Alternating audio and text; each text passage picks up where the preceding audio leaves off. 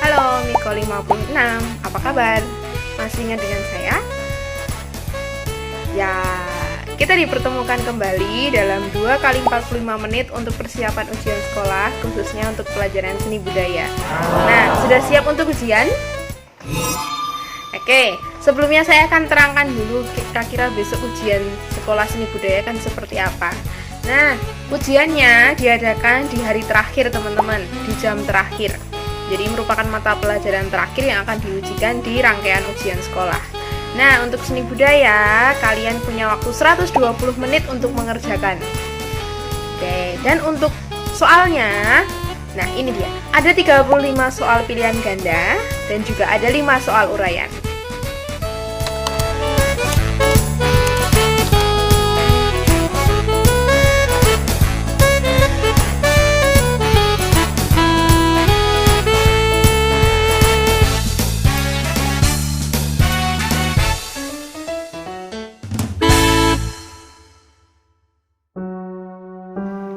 Di soal nomor 1, kamu perlu mencari pengertian seni menurut para ahli. Di soal nomor 2, kamu harus bisa membedakan mana seni murni dan mana seni terapan. Masih ingat toh bedanya? Di soal nomor 3, kamu harus bisa membedakan antara dwimatra dan trimatra. Masih ingat? Dwimatra itu 2 dimensi, kalau trimatra 3 dimensi. Di soal nomor 4, kamu akan menentukan teknik, medium, dan alat yang tepat sesuai dengan contoh karya seni yang ditampilkan di soal. Di soal nomor 5, kamu harus menentukan focus of interest. Itu adalah pusat perhatian dari sebuah karya seni lukis.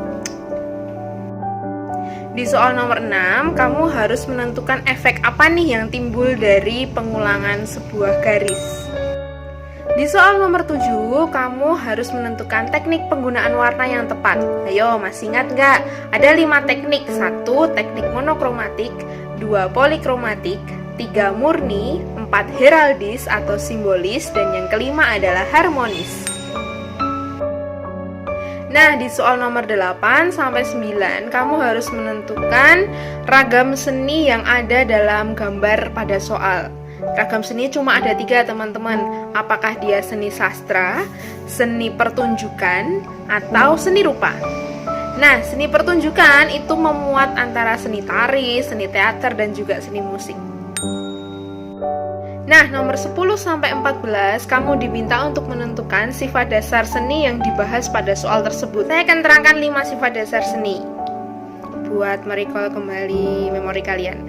1, abadi. Abadi itu istilahnya adalah tak lekang oleh waktu.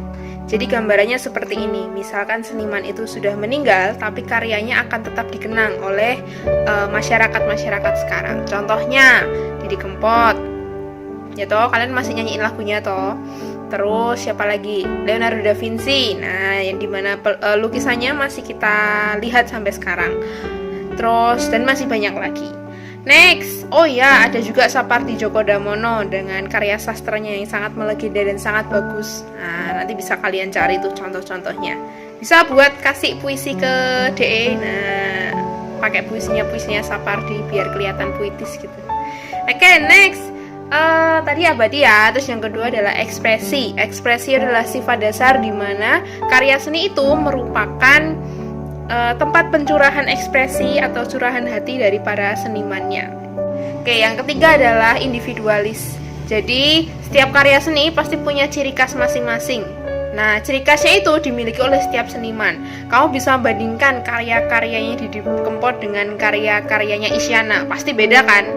Nah, itu adalah ciri khas dari individual. Jadi dengan mendengarkan lagunya aja kita udah tahu, oh ini karyanya ini karyanya B, ini karyanya C gitu.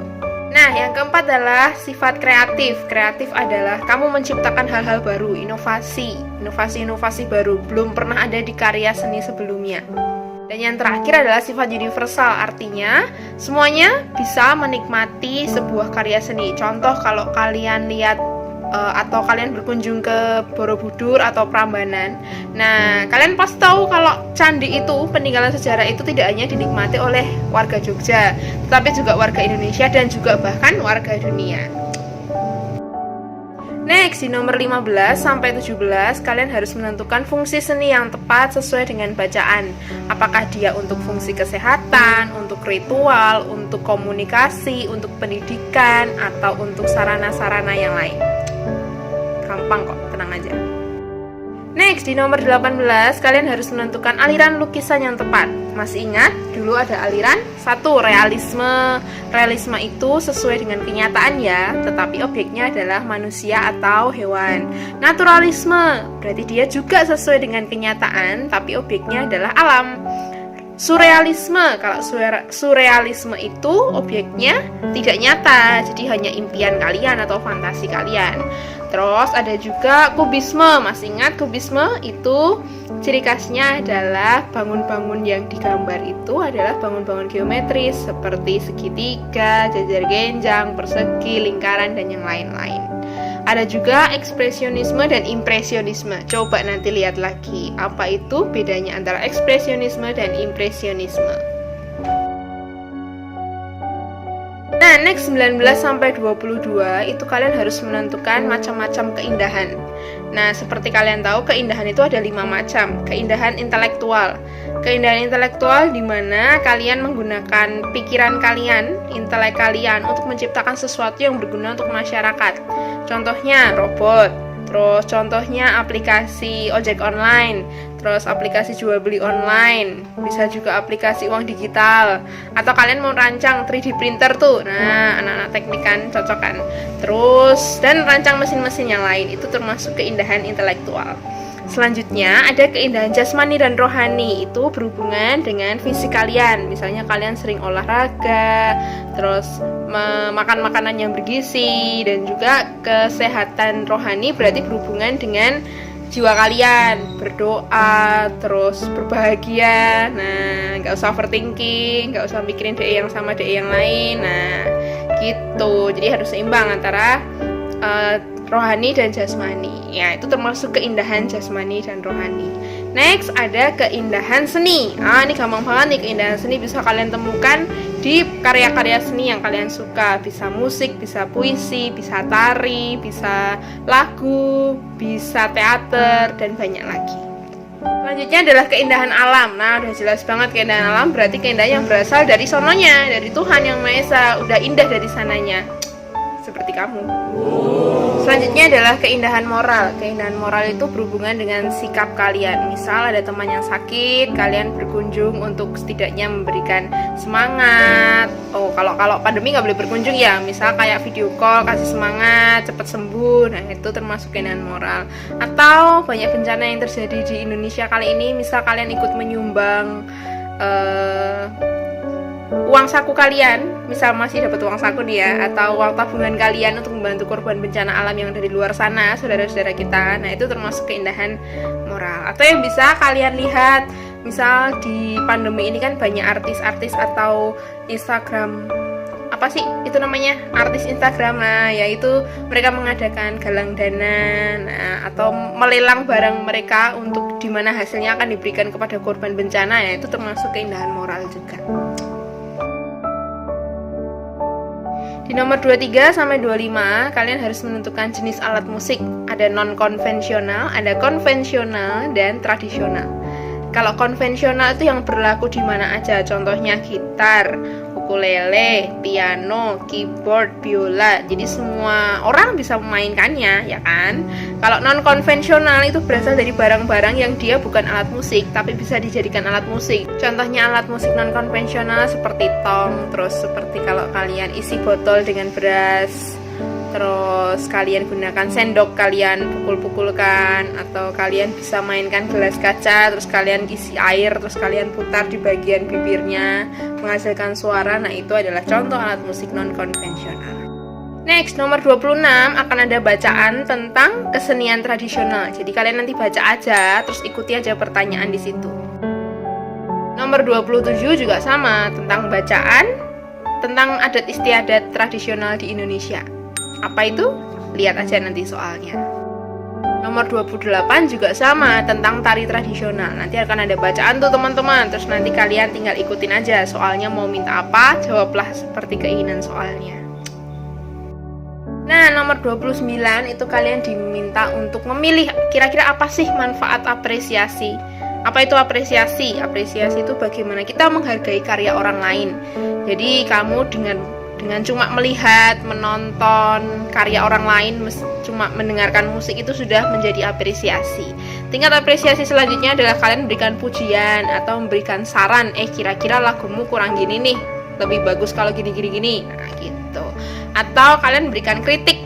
Loh, kok lagumu gini toh, terlalu sedih atau terlalu bahagia untuk lagu yang sedih. Nah, itu bisa kasih kritik dan saran untuk teman-teman kalian tuh sudah termasuk manfaat apresiasi. Tujuannya apa sih? Biar temennya kalau misalnya mau berkarya lagi, dia hasil karya selanjutnya akan lebih bagus. Nomor 30, kalian harus menentukan bagian-bagian kritik dengan urut, yaitu 1. Deskripsi, 2. Analisis, 3. Penafsiran, dan keempat adalah penilaian. Nah, ini dihafalin, jangan sampai terbalik. Nomor 31, kamu harus menentukan jenis kritik sesuai dengan karakteristiknya. Dulu ada 4 toh, masih ingat? Kritik keilmuan, kritik jurnalistik, kritik apalagi? Kritik pendidikan, dan kritik populer. Nah, nanti silahkan dibaca-baca lagi catatannya. Kira-kira bedanya dari 4 kritik itu apa sih? Selanjutnya adalah tujuan pameran. Masih ingat tujuan pameran itu ada 3 teman-teman. Tujuan komersial, yaitu hasil pamerannya dimiliki oleh seniman-seniman itu sendiri. Terus 2 adalah sosial kemanusiaan. Misalnya hasil pameran nanti akan disumbangkan kepada yang lebih membutuhkan. Dan yang ketiga adalah tujuan pendidikan. Oke, nanti dibaca lagi ya, sama cari contohnya. Nah, nomor 33, kalian harus mengenal istilah dari perlengkapan pameran. Ada katalog, ada panel, ada folder, ada brosur, ada poster. Nah, itu nanti dibaca-baca lagi ya. Nah, nomor 34 dan 35 itu kalian harus menganalisis kira-kira bagian kritik yang disebutkan di soal itu apa. Tadi kan ada 4 tuh, ada deskripsi, analisis, penafsiran, dan penilaian. Nah, kalau deskripsi intinya adalah kamu harus mendeskripsikan apa yang kamu lihat, ya toh, tanpa menambahkan komentar ataupun penilaian. Di bagian analisis, kamu menganalisis karya tersebut berdasarkan unsur-unsur fisiknya ataupun unsur non fisiknya. Gitu. Misalnya contoh kalau mengkritik lukisan, nah itu kalian bisa menganalisis, alirannya ini, warnanya seperti ini, teknik penggunaan warnanya seperti ini, gitu. Kalau di bagian penafsiran, di sini kalian bisa menceritakan makna apa yang kalian tangkap dari karya seni lukis tersebut. Dan yang bagian terakhir adalah penilaian. Kalian bisa kasih plus, bisa kasih minus, bisa kasih kritik dan saran, dan juga bisa kasih kesimpulan. Nah, atau bisa juga membandingkan karya seni yang satu dengan karya seni yang lain, tapi masih dengan seniman yang sama. Jadi nanti tinggal pilih aja kira-kira yang dicantumkan di soal itu bagian yang apa. Gampang banget, bisa lah.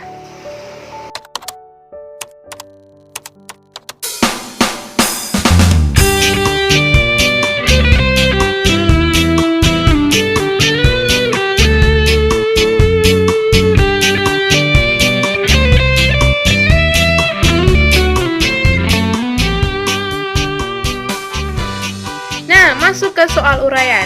Di nomor 36, kalian harus menyebutkan karakteristik dari jenis-jenis kritik yang akan disebutkan di soal nanti. Nggak tahu nih yang keluar apakah jenis kritik keilmuan, atau kritik pendidikan, atau kritik populer, atau kritik keilmuan. Jadi siap-siap aja ya untuk ciri khasnya. Dilihat-lihat lagi catatannya kelas 10. Masih ada tuh. Next, di nomor 37 nanti kalian diminta untuk membuat paragraf penafsiran. Paragraf penafsiran dari apa? Oh, dari sebuah karya seni 2 dimensi. Nah, gampang banget, dulu kan pernah tuh kalian. Jadi nanti akan ditampilkan sebuah karya seni 2 dimensi. Kalian bisa cermatin gambarnya, terus kalian bikin penafsiran. Kira-kira karya lukis itu mempunyai makna apa toh? Gitu. Biasa dalam bentuk satu paragraf ya teman-teman, minimal 3-4 kalimat. Mau lebih boleh banget. Nah, selanjutnya nomor 38 dan 39 itu tentang periode perkembangan seni rupa. Gak usah bingung, gak usah cemas. Di situ nanti udah ada bacaannya teman-teman. Nanti teman-teman silahkan baca aja. Nah, sampai kita di soal terakhir. Jadi kita diberikan waktu 120 menit nih untuk ujian sekolah seni budaya. Nah, 120 ini aku pengennya kalian bisa manfaatkan waktunya dengan baik. Kalian bisa mengerjakan soal dan juga bisa berkarya. Nah, di soal ini kalian diminta untuk membuat poster. Poster tuh bisa berupa gambar, bisa berupa quotes, bisa berupa hal-hal yang menarik yang bisa kalian tuangkan dalam selembar kertas. Nah, karena trennya lagi tren pandemi, nah, jadi teman-teman silahkan buat poster yang menunjukkan atau memberikan semangat kepada orang-orang di sekitar kalian. Jadi kayak semangat positif gitu. Nah, posternya itu bisa kalian tujukan kepada diri kalian sendiri, teman kalian, sahabat kalian, orang tua kalian, teman orang tua kalian juga boleh, tetangga kalian, ataupun lingkungan atau daerah tempat tinggal kalian, untuk guru-guru kalian, atau untuk semua relawan ataupun semua orang yang sudah terlibat dalam menangani pandemi COVID, terutama di Indonesia maupun di dunia. Gitu ya. Nah, untuk membuat poster ini, teman-teman, silakan boleh cari idenya mulai dari sekarang. Nah, jadi besok ketika mengerjakan udah nggak bingung lagi, aduh aku harus gambar apa nih gitu. Jadi besok tinggal gambar aja. Atau misal kalian mau cicil-cicil sedikit di kertas kalian juga nggak apa-apa sih. Jadi biar besok waktunya lebih enak. Maksudnya lebih nggak panik gitu. Nah, silakan teman-teman sediakan kertas gambar ataupun HVS ukurannya A4. Terus kemudian kalian boleh gunakan pensil, boleh gunakan spidol, boleh gunakan pensil warna, boleh gunakan krayon, boleh gunakan cat air untuk membuat poster kalian. Gitu ya. Selamat berkarya, selamat ujian, Tuhan memberkati. Nah, untuk soal terakhir yang poster itu, silahkan nanti dikirimkan, boleh kalian scan atau boleh kalian foto, tapi usahakan pencahayaannya bagus ya. Nah, nanti kumpulan dari poster kalian akan kita jadikan satu dan kita akan jadikan konten nih. Nah, ini dia hasil karya Niko 56 di ujian sekolah seni budaya. Ternyata di rumah aja selain ujian mereka juga bisa nih menggambar poster dan juga memberikan semangat positif untuk teman-teman kalian yang bakalan nanti lihat konten tersebut.